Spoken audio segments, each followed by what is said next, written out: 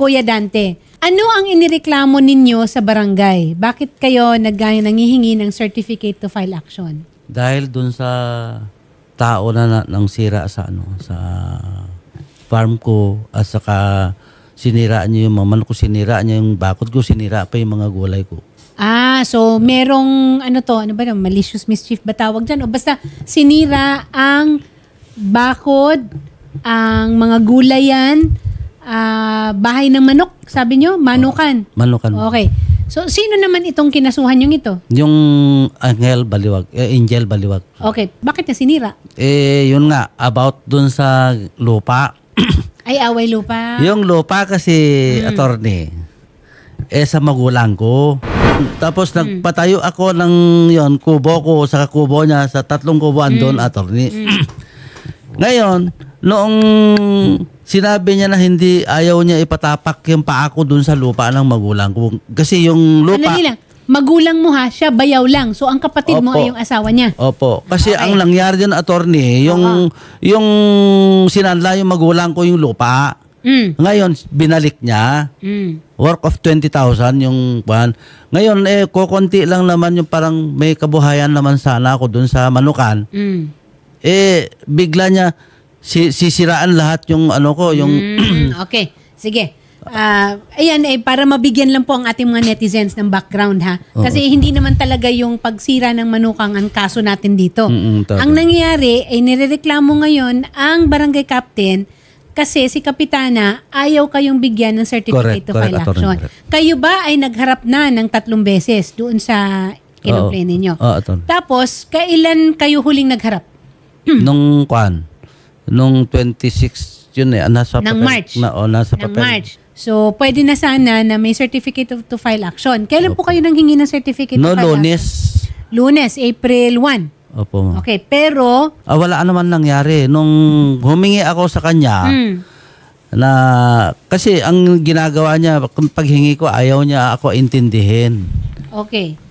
Minsan pumunta ako sa barangay, barangay hall, sinasabi pa sa akin na hayaan mo lang siya dyan, kahit matulog dyan sa barangay.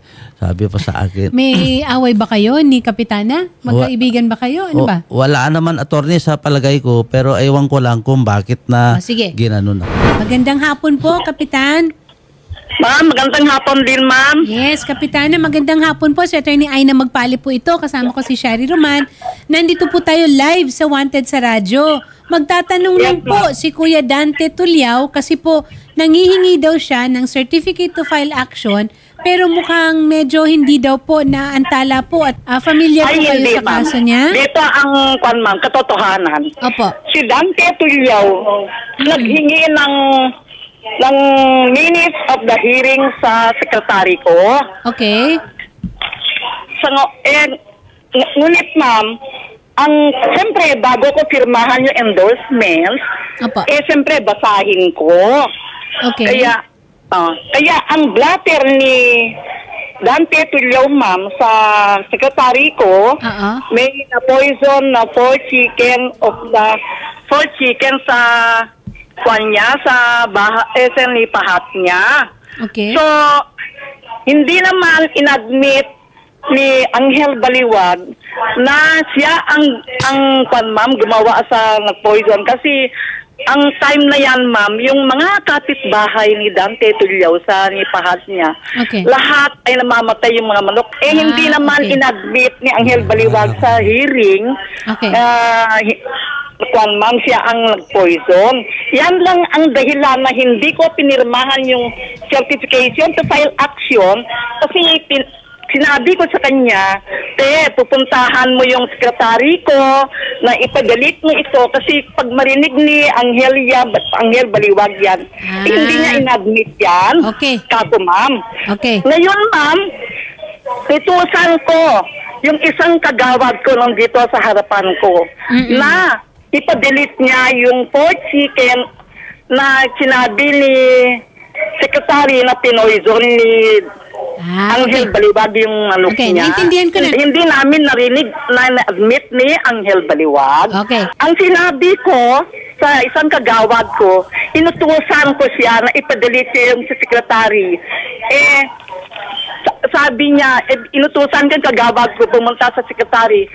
Mag 9 o'clock a.m. ma'am, daanin ko yung endorsement, papipirmahan ko na. Ang sinabi ng kagawad ko, kinuha ni Dante daw, at saka kinuha niya na yung minutes. Paano yan? Hindi ko sinirma yung endorsement. Kapos yan lang, ipadelete ko ma'am. Ipadelete ko lang yung... Okay.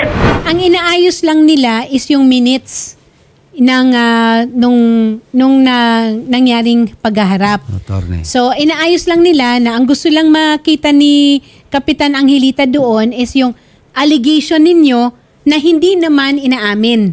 Okay? So, para lang mapakita na hindi nga nagkaroon ng pag-aayos. Kapitana, pwede naman po ninyong sabihin lang doon na ito po ang allegation o ito ang complaint o reklamo ni Dante Tulyao. Sinabi niya, ma'am, sa mahimbing na pagsalita pa. Inutusan ko yung isang kagawad ko nandito sa harapan mo, harapan ko, ma'am, parang interviewin mo sa totohanan. Binigay ko ang minutes niyan na hinawak ni Dante ngayon. Binigay sa isang kagawad ko. Pinupunta ko yung isang kagawad ko sa sekretary ko. Ipa-delete ko lang yan. Ang ginawa niya, kinuha niyang minutes. Kaya pala pumunta sa inyo, ma'am. Ma'am Agatha, good afternoon po. Nabigay po yung background nung kaso po natin ngayon. Live tayo sa Wanted sa radyo. Ako si Attorney Aina Magpale. Nandito po kasi si Sir Dante Tulyao na nagrereklamo na hindi daw siya makakuha ng certificate to file action. Patungkol po ito sa isang kaso na kanyang isinampa sa barangay Nanyaran, Peña Blanca, Cagayan. Nakausap ko po si Sir Dante. Ang pinagtataka ko lang po is bakit siya po ang may hawak ng certificate to file action at bakit siya ang magpapapirma sa kapitan. Hindi po ba dapat dito is internal at it will just be issued to him? Tama po ba ako, ma'am? Yes po, Attorney. Bali, ang mag-i-issue po sana yan is the punong barangay being the Lupon chairman. Yes. So, hindi po dapat hawak niya yan na walang pirma. Yes. At saka hindi po pwede na siya ang magpapapirma, di ba? Dapat po kasi dyan is si punong barangay po ang magde-decide being the Lupon chairman. Yes. Kung siya po ang mag-i-issue niyan. So, ibig sabihin, yung authority po is manggagaling po sa punong barangay. Oo. Ma'am Agatha, yun pong certificate to file action, meron po bang naka-attach ito na minutes? Hindi naman po. Kasi usually po, yun yung ina-attach nila sa complaint nila pag in-elevate po nila sa court. So, kapag kailangan po later on sa court, nagre-require naman po ang court ng minutes to follow. To follow. Okay. Usually ganun po ang nangyayari, Attorney. At saka usually naman, ma'am, binibigyan din natin ng pagkakataon yung issuing authority. If I'm not mistaken, may 10 days po. Ilang days po ba yung certificate to file action na dapat ma-issue from the time that it is requested? Kasi actually po, di ba sa Lupon po kasi is yung first 15 days po kasi is kung hindi siya masasettle sa mediation at the level of the punong barangay, which is the Lupon chairman, dapat pupunta pa po yan sa pangkat tagapagkasundo for another 15 days po sana. Okay. Yes, ma'am. So, after noon at hindi pa rin po siya masettle sa pangkat tagapagkasundo, then that's the time po sana na ibigay yung certificate to file action. Okay. Sir, paliwanag ko lang, sir, ha, na kaya kanina, di ba, nung hindi pa tayo naka-air, nagtanong rin ako sa inyo, bakit nasa iyo yung certificate to file action? Dala niyo po ba? Dan, binigay niya sa akin eh. Sino nagbigay sa inyo?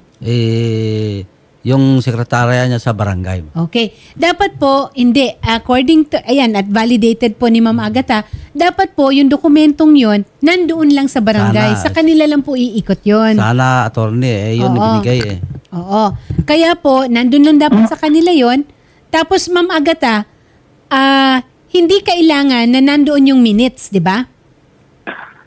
Usually po kasi, yung mga cases na na-elevate po sa court, hindi naman po ina-attach yan. So, to follow na lang pag hiningi po ng... Yes. Yes, ma'am. Tapos, But anyway, yes, ma'am. yung minutes na yon is simply a recording or a parang a narration ng kung ano ang naging pag-uusap. Tama? Yes, attorney. Oo. So, hindi naman kailangan na may umamin. Di ba? Or na merong pag-aayos. Kaya nga merong certificate to file action. Tama po ba? Tama, attorney. Oo. So, sir, doon sa naging paghaharap ninyo, walang naging pag-amin. Meron man naka-record dun sa Anong sa sekretarya na ang sinabi ay na inamin niya naman siya ang gumawa na sinira yung kubo ko. so merong pag-amin. Andun Pero dun pinapabura ito ni Kapitana. Ayun, yun. Kasi ma'am, apparently, Ma'am Agatha, doon sa minutes ng meeting, merong pag-amin. Meron. Pero ito yata ang pinapabura ni Ma'am Angelita kasi according to Ma'am Angelita, wala namang umamin. Hindi pala wala mo. Opo. Attorney, Yes. ang the best po na ma-advise ko Yes. since ang hirap kasing ang tawag dito, parang tignan kung ano Yes. po ba talaga yung Yes.